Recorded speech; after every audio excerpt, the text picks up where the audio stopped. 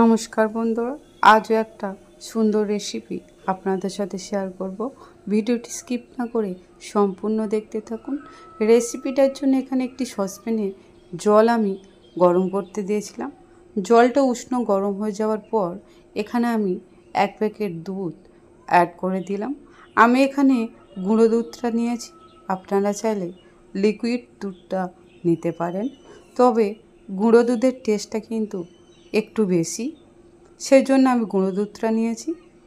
দুধটা একটু ফুটে আসার পর এখানে আমি অ্যাড করে দেবো চিনি, তবে এখানে যে যেমন মিষ্টি খেতে ভালোবাসে সেই অনুযায়ী দেবে। চিনিটা দিয়ে বেশ কিছুক্ষণ দুধটা আমি ফুটিয়ে নেব, এটা যতক্ষণ না ঘন হয়ে আসে। দুধটা হয়ে গিয়েছে, নামিয়ে নেব। এবার এখানে আমি ময়দা নিয়ে নিয়েছি, আর ময়দাটা আমি চেলে নেব খুব ভালো করে। ময়দাটা চালা হয়ে গিয়েছে, দিয়ে দেবো স্বাদ মতো নুন, আর এখানে অ্যাড করে দেবো আমি সাদা তেল কিছু পরিমাণ। এবার তেল আর নুনটা খুব ভালো করে ময়দার সাথে মেশানোর পর যে দুধটা আমি জাল দিয়ে ঘন করে নিয়েছিলাম সেটা এখানে অ্যাড করে দেবো।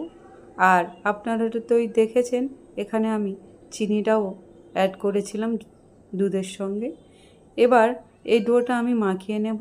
এটা কিন্তু আমি শুধু দুধ দিয়ে মাখিয়েছি, এখানে কোনো রকম জল আমি ব্যবহার করিনি। এবার ছোট ছোট লেচির আকারে এইটা আমি কেটে নেব। এবার চাটুতে সামান্য ময়দা দিয়ে এইটা আমি বেলে নেব, তবে ময়দার পরিমাণটা আমি কম দিয়েছি। আর দুদিক থেকে এভাবে ভাঁজ করে এভাবে মুড়ে আমি আরও একবার পরোটার আকারে শেপ দিয়ে নেব।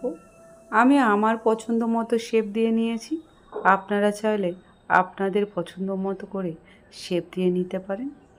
এটা আমি খুব পাতলা করে বেলে নেব।